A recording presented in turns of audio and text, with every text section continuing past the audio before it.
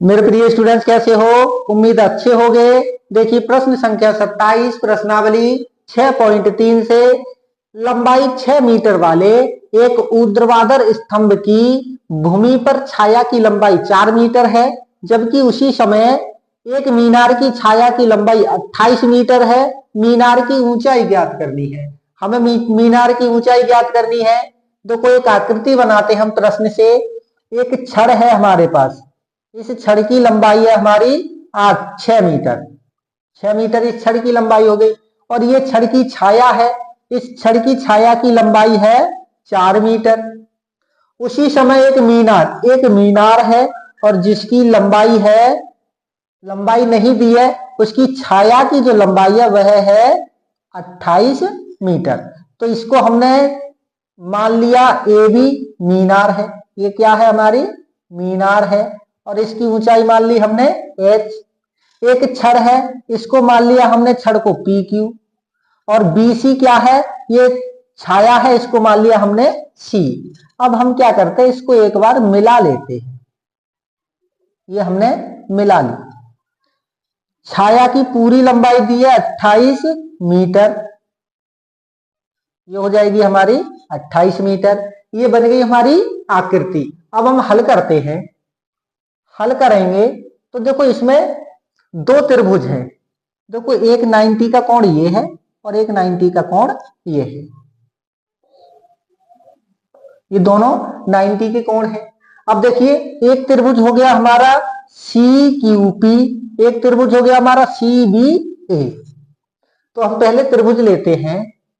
त्रिभुज C P Q तथा त्रिभुज सी ए बी में, ये दोनों त्रिभुज हम ले लेते हैं। इसमें हमने ये दोनों त्रिभुज ले लिए। दोनों त्रिभुज में हम देखेंगे कि बी कोण यानी कि सी पी क्यू में जो क्यू कोण है वो 90 डिग्री का है। तो कोण क्या है हमारा? क्यू बराबर है कोण बी के। ये कैसे है? ये प्रत्येक 90 डिग्री से है।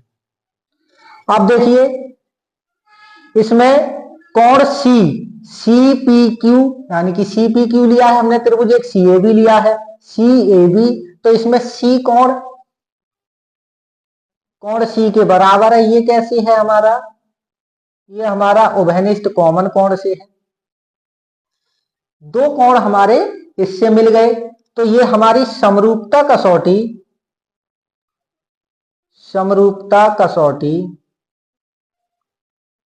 ए से, एंगल से। अब देखेंगे त्रिभुज ए सी पी क्यू समरूप है त्रिभुज सी ए बी। ये दोनों त्रिभुज समरूप हो गए क्योंकि इसमें कसौटी डबल ए से हो गए हमारे।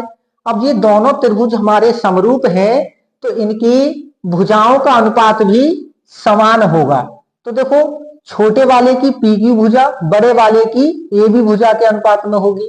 तो यहां हो जाएगी हमारी ए बी बटे में पी क्यू, ये दोनों बराबर हो गई।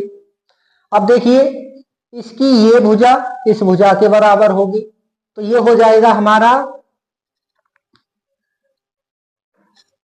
BC